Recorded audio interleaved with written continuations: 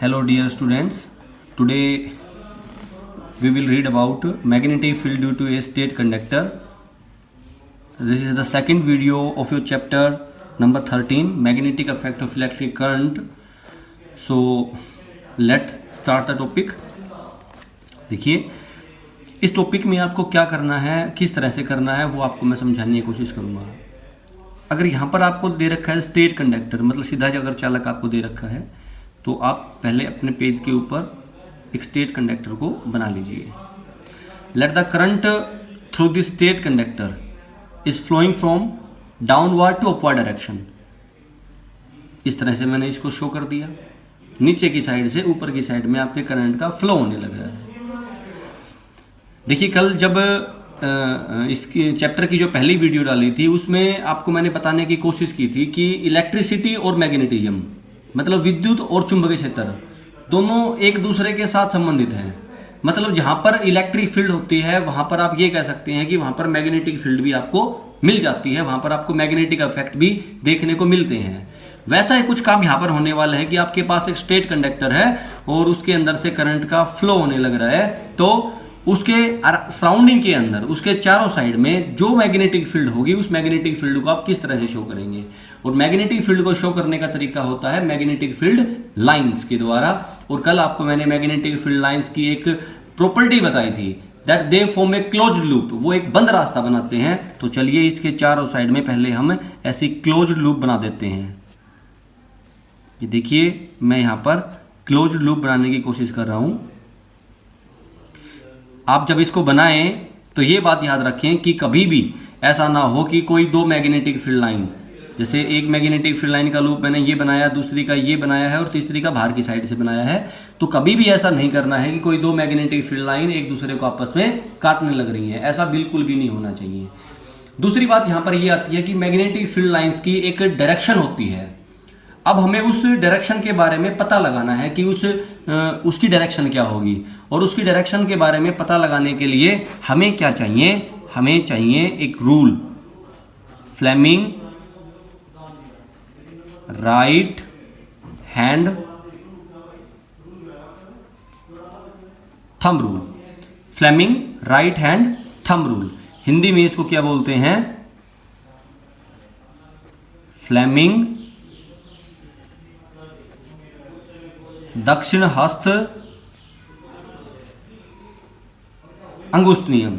देखिए यहां पर इसको दक्षिण हस्त इसलिए रखा गया है, इसका नाम इसलिए रखा गया है क्योंकि जब आप ईस्ट, मतलब जहां से सूर्य का उदय माना जाता है, जिस साइड, अगर आप उस साइड में मुंह करके खड़े होते हैं तो आपके राइट हैंड साइड में जो डायरेक्शन है कौन सी है, वो साउथ, दक्षिण है। इसलिए इसका नाम रखा गया फ्लेमिंग दक्षिण हस्त अंगुष्ठ नियम। क्लियर। इस रूल के अकॉर्डिंग हमें क्या सीखने को मिलता है, जैसे कि इस रूल को समझाने की कोशिश करता हूं मैं। ये रूल आपका इस तरह से है, मान के चलें 1%। देखिए, according to Fleming right hand thumb rule, make your thumb and your fist, मुट्ठी जो आपने बंद कर रखी है, उसको इस तरह से बनाएं कि दोनों एक दूसरे के साथ परपेंडिकुलर हों। जैसे देखिए ये जो आपकी फिस्ट बनी हुई है, ये और आपका अंगूठा है, ये, इन दोनों के बीच में यहां पर ये जो एंगल बनता है ये आपका एंगल 90 डिग्री होना चाहिए। क्लियर। अगली चीज इसमें क्या होती है, if your thumb expresses about direction of the current in the conductor, then the curvature of fingers, आपकी हाथ की जो उंगलियां हैं वो उनका घुमाव किस तरह से हो रहा है। जैसे कि मैं अंगूठे को हटा देता हूं, आपकी दिक्कत आई समझने में, ध्यान से देखिए। आपकी उंगलियों का जो घुमाव है, जो इस तरह से बंद हो रही है, ये आपकी साइकिल बनेगी मैग्नेटिक फील्ड लाइंस की। इसका स्टार्टिंग पॉइंट ये है, घूम के आती हैं यहां तक और यहां आने के बाद फिर मिल जाती हैं, मतलब ये एक क्लोज्ड लूप बन गया। तो एक बार ध्यान से इसकी डेफिनेशन सुनिए। According to Fleming right hand thumb rule, if your thumb expresses about direction of current, then curvature of the fingers tells us about direction of magnetic field lines. Fleming के दक्षिण हस्त अंगुष्ठ नियम के अनुसार अगर आपके दक्षिण हस्त का अंगुष्ठ विद्युत धारा की दिशा के बारे में बताता है, तब हाथ की उंगलियों का जो घुमाव है वो हमें चुंबकीय क्षेत्र की दिशा के बारे में बताएगा। अब यहाँ ध्यान से देखिए, आपकी लाइन है वो यहाँ से स्टार्ट हो रही है और इस तरह घूम रही है, तो ये जो आपकी लाइन है ये भी इसी तरह से आपको इनकी डायरेक्शन डिनोट कर देनी है। और ये जो है ये आपके इस क्वेश्चन का आंसर है। पेपर के अंदर भी आता है कई बार कि स्टेट कंडक्टर की मैग्नेटिक फील्ड लाइंस बनाइए। मैंने 3 लाइन बना रखी हैं, आप 5 बना दे, 6 बना दे, 2 बना दे, कोई दिक्कत वाली बात नहीं है, लेकिन जो बनाएंगे उसकी डायरेक्शन आपके Fleming right hand thumb rule के अकॉर्डिंग होनी ही होनी चाहिए। Is that clear? Okay. Second जो टर्म हमें यहां पर पढ़नी है वो है मैग्नेटिक फील्ड ड्यू टू ए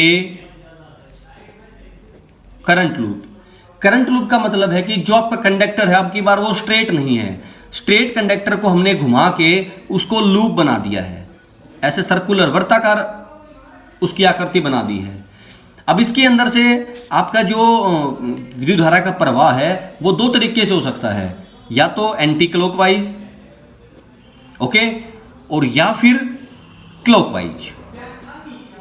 2 तरह से आप इसके अंदर से करंट का फ्लो करवा सकते हैं, आपकी घड़ी की सुई के अनुसार भी और घड़ी की सुई के विपरीत भी। ठीक है, देखिए जब किसी भी करंट लूप के अंदर से वर्ताकार जो आपकी विद्युत धारा प्रवाही चालक है उसके अंदर से अगर विद्युत धारा की दिशा आपकी घड़ी की सुई के विपरीत है तब हमें कौन सा ध्रुव मिलेगा? चुंबक आप वहां मान सकते हैं जहां पर आपको उत्तरी ध्रुव और दक्षिणी ध्रुव दोनों मिलते हों। कभी भी ऐसा आप ये बिल्कुल आप बात को ध्यान रख सकते हैं हमेशा के लिए, फॉर एवर, कि कभी भी ऐसा नहीं होता है कि आपके पास किसी भी मैग्नेट का केवल एक पोल हो। It means that monopole magnets can not exist.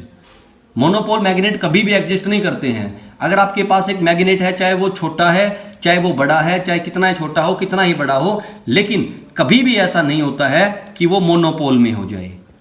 Monopole के मैग्नेट कभी भी नहीं होते हैं, हमेशा आपको 2 पोल मिलेंगे, एक मिलेगा नॉर्थ और दूसरा मिलेगा साउथ। क्लियर?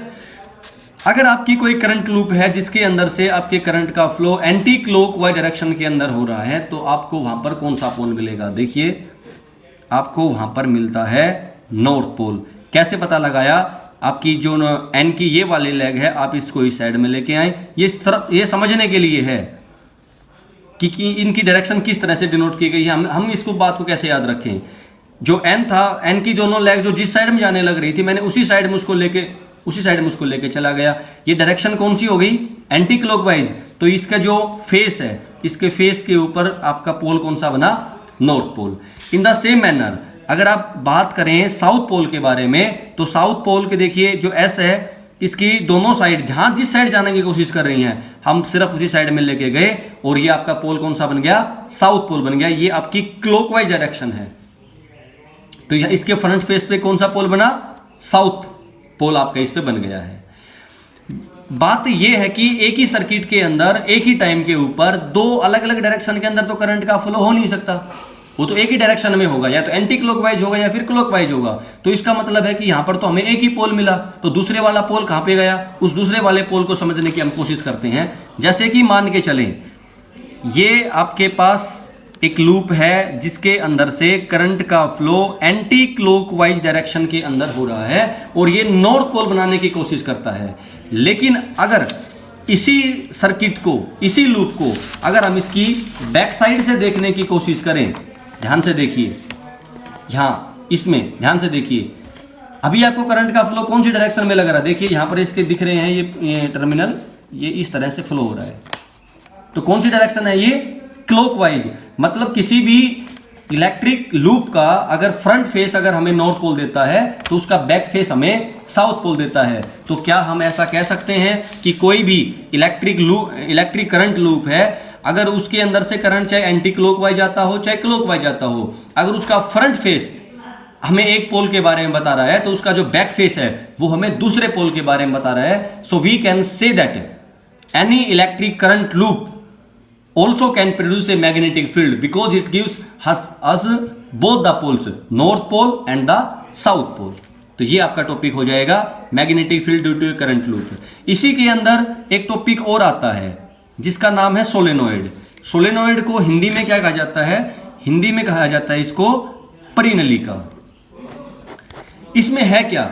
एक खाली कोई कंडक्टर पाइप है, जैसे कि मान के चले ये आपकी पाइप है, खाली कंडक्टर है, आप इसको ऐसे मान सकते हैं, मान के चलें कि ये अभी अंदर से खाली है और ये आपकी एक लोहे की पाइप है। इस लोहे की पाइप के ऊपर आप बहुत ज़्यादा तार लपेट सकते हैं कॉइल्स की फॉर्म में। मतलब जब एक कॉइल हमें मैग्नेटिक फील्ड दे सकती है तो सोलेनोइड के अंदर जो परिनालिका है वो एक अरेंजमेंट ऐसी होती है कि उसके ऊपर तो बहुत ज़्यादा घुमाव लगे होते हैं तार के, विद्युत चालक के, तो हमें वहां पर चुंबकीय क्षेत्र है वो बहुत ज़्यादा आसानी से मिल जाता है। एक तरह के अरेंजमेंट आप ये कह सकते हैं कि ये आपकी एक खाली पाइप है और इस पाइप के ऊपर इस तरह के लूप आपने बना रखे हैं। जो यहाँ पर टोटल मैग्नेटिक फील्ड होती है वो इन सब का इंडिविजुअल समेशन होता है। मान के चलिए आपकी पहली लूप ने जो मैग्नेटिक फील्ड दी वो प्लस, दूसरी ने दी वो प्लस, तीसरी ने मैग्नेटिक फील्ड दी वो, ऐसे ऐसे पता नहीं इसके ऊपर हजारों टर्न्स होते हैं। आप सभी की मैग्नेटिक फील्ड को अलजेब्रिकल तरीके से जोड़ दें, जो आएगा वो आपका आंसर हो जाएगा। एक बात आपको ये याद रखनी है कि मैग्नेट जो सोलेनोइड है, सोलेनोइड की जो मैग्नेटिक फील्ड है वो वेरी करती है, बदलती रहती है। अगर बीच में हम इसकी बात करें तो मैक्सिमम होती है और अगर किनारों पे बात करें तो बीच वाले की आधी होती है। दोनों जो हमारे एंड पॉइंट होंगे, एंड पॉइंट्स के ऊपर मैग्नेटिक फील्ड की वैल्यू सोलेनोइड में सेंटर वाले से हमेशा आधी होती है। क्लियर। फिर एक टॉपिक इसमें और दिया हुआ है, एक्सपेरिमेंटल दे रखा है आपकी एनसीईआरटी बुक के अंदर कि भाई एक्सपेरिमेंटल स्टडी है। एक्सपेरिमेंटल स्टडी किस चीज की? Force on A current carrying conductor, कैसे बिहेव करेगा, कैसे क्या करेगा। जैसे मान के चलिए एक छोटी सी बात हम लेके चलते हैं कि आपके पास एक यू शेप मैग्नेट है। आप डायग्राम, जो पूरा डायग्राम अपनी बुक में देख लीजिए, लेकिन जो उसका कंसेप्ट है वो मैं आपको समझाने की कोशिश करता हूं एक बार। मान के चलिए आपके पास एक यू शेप मैग्नेट है, परमानेंट मैग्नेट है। आपने क्या किया, इसके बीच में किसी भी तरीके से एक कंडक्टर, वो लोहे का हो सकता है, कॉपर हो सकता है, एल्यूमिनियम हो सकता है, या कोई भी आपके पास अवेलेबल हो जाए, सिल्वर हो सकता है, जो अवेलेबल हो आप वो ले सकते हैं। इस कंडक्टर के एक एंड को हम क्या करते हैं, यहां पर एक बैटरी लगा दी, इस बैटरी के पॉजिटिव टर्मिनल से हमने इसको जोड़ दिया, और इसका जो दूसरे वाला एंड है यहां पर एक की लगाते हैं के, और उसको बैटरी के नेगेटिव टर्मिनल से जोड़ दिया। मतलब जैसे ही आप इस की के को क्लोज करेंगे, इसको बंद करेंगे, इस कंडक्टर के अंदर से करंट का फ्लो होना स्टार्ट हो जाएगा। मैंने आपको बताया पहली वीडियो के अंदर, इस बात के बारे में एक्सप्लेनेशन की थी कि जब भी किसी कंडक्टर के अंदर से करंट का फ्लो करवाया जाएगा तो उसके साइड में मैग्नेटिक फील्ड होती है।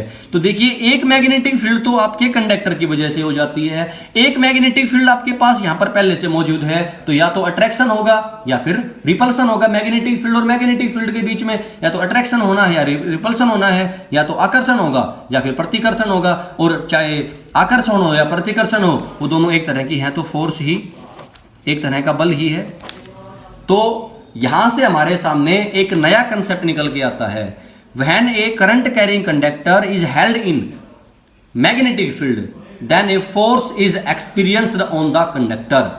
जब किसी विद्युत प्रवाही चालक को चुंबकीय क्षेत्र में रखा जाता है तब उस चालक पर चुंबकीय क्षेत्र की वजह से एक बल लगता है। और हमें आज का जो हमारा लास्ट टॉपिक है उसमें यही पढ़ना है कि हम उस बल की दिशा कैसे निकाल सकते हैं, और उसके लिए आपको याद करना पड़ेगा left hand rule, Fleming left hand rule. Hindi में बोलते हैं फ्लेमिंग वाम हस्त नियम। और फ्लेमिंग वाम हस्त नियम हमें किस चीज के बारे में बताता है, एक बार ध्यान से देखिए। आपकी जो फर्स्ट फिंगर है, फर्स्ट फिंगर, मिडल फिंगर और आपका थंब, इन तीनों को इस तरह से स्ट्रेच करें कि ये तीनों आपस में एक दूसरे के साथ परपेंडिकुलर में रहें।